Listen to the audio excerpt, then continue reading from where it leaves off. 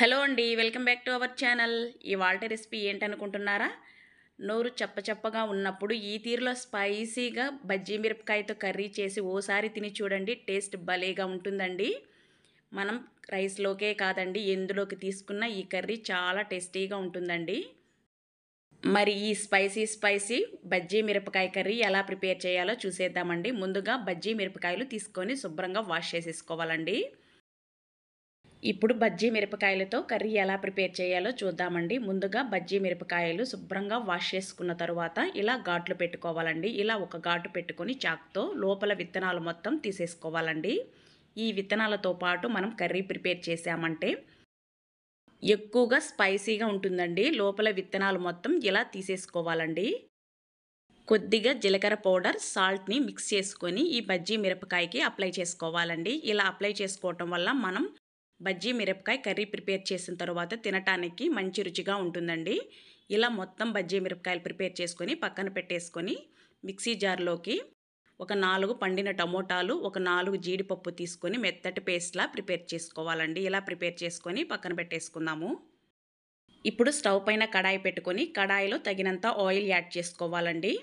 ఈ కర్రీకి ఆయిల్ అనేది కాస్త ఎక్కువగానే పడుతుందండి. ఒక 1/2 టేబుల్ స్పూన్ ఆవాలు యాడ్ చేసుకోవాలి.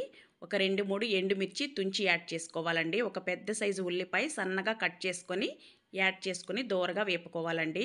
ఉల్లిపాయ చక్కగా మగ్గించుకుందామండి. ఈ బజ్జీ మిరపకాయతో చేసే కర్రీ స్పైసీ ఎక్కువగా ఉండకూడదు అంటే ఖచ్చితంగా లోపల విత్తనాలు మొత్తం తీసేసుకోండి. ఇప్పుడు రుచికి సరిపడా సాల్ట్ యాడ్ చేసుకోవాలండి. సాల్ట్ యాడ్ చేసామంటే మనకి ఉల్లిపాయ అనేది తొందరగా మగ్గిపోతుందండి. చక్కగా ఇలా కలుపుతూ ఉన్నామంటే తొందరగా మగ్గిపోతుంది. టేస్ట్ అయితే చాలా బాగుంటుందండి. మనకి పూరి చపాతీలో కూడా ఈ కర్రీ అనేది తీసుకోవచ్చండి. చాలా టేస్టీగా ఉంటుంది. ఖచ్చితంగా ఈ రెసిపీ మీరు అందరూ ట్రై చేయండి. ఇప్పుడు ఒక 1/2 టేబుల్ స్పూన్ పసుపు యాడ్ చేసుకొని మరొక్కసారి మొత్తం మిశ్రమాన్ని కలియబెట్టుకుందామండి. ఉల్లిపాయ కాస్త కలర్ చేంజ్ అవుతుంది అనుకున్నప్పుడు మనం టమోటా పేస్ట్ని ఇందులో యాడ్ చేసేసుకోవాలండి. మనకి ఎప్పుడైనా గ్రేవీ అనేది చిక్కగా రావాలి అనుకున్నప్పుడు జీడిపప్పు ఒక 4 యాడ్ చేసుకున్నామంటే మనకి ఏ మసాలా గ్రేవీ అయినా కాస్త చిక్కదనం అనేది వస్తుందండి. చక్కగా ఇలా మిక్స్ చేస్తూ ఆయిల్ పైకి వచ్చే వరకు మగ్గించుకోవాలండి. ఇప్పుడు ఒక 1/2 టేబుల్ స్పూన్ వరకు అల్లం వెల్లుల్లి పేస్ట్ అనేది యాడ్ చేసుకోవాలి. ఓరెమ్మ కరివేపాకు యాడ్ చేసుకొని ఈ అల్లం వెల్లుల్లి పేస్ట్ కూడా పచ్చివాసన పోయే వరకు మగ్గించుకుందామండి. చేయటం అయితే చాలా సింపుల్గా ఉంటుందండి. కర్రీ అయితే చాలా తొందరగా కూడా అయిపోతుందండి. స్పైసీ తినగలరు అనుకున్న వాళ్ళే ఈ కర్రీ చేసుకోవచ్చండి.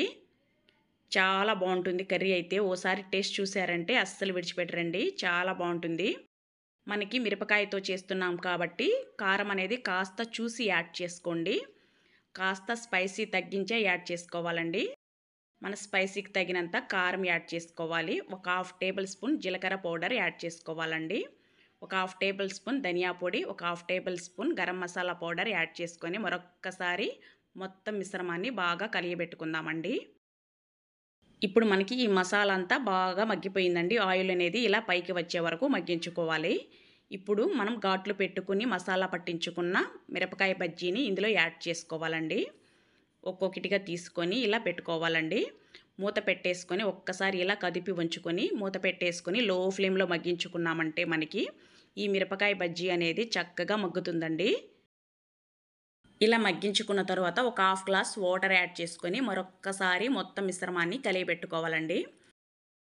ఇప్పుడు మూత పెట్టేసుకొని హై ఫ్లేమ్లో ఒక 2 నిమిషాల పాటు ఉడికించుకున్నామంటే స్పైసీ మిరపకాయ బజ్జీ కర్రీ రెడీ అయిపోతుందండి. చివరగా కాస్త కసూరి మేతి నలిపి యాడ్ చేసుకున్నామంటే ఫ్లేవర్తో పాటు టేస్ట్ కూడా చాలా బాగుంటుందండి.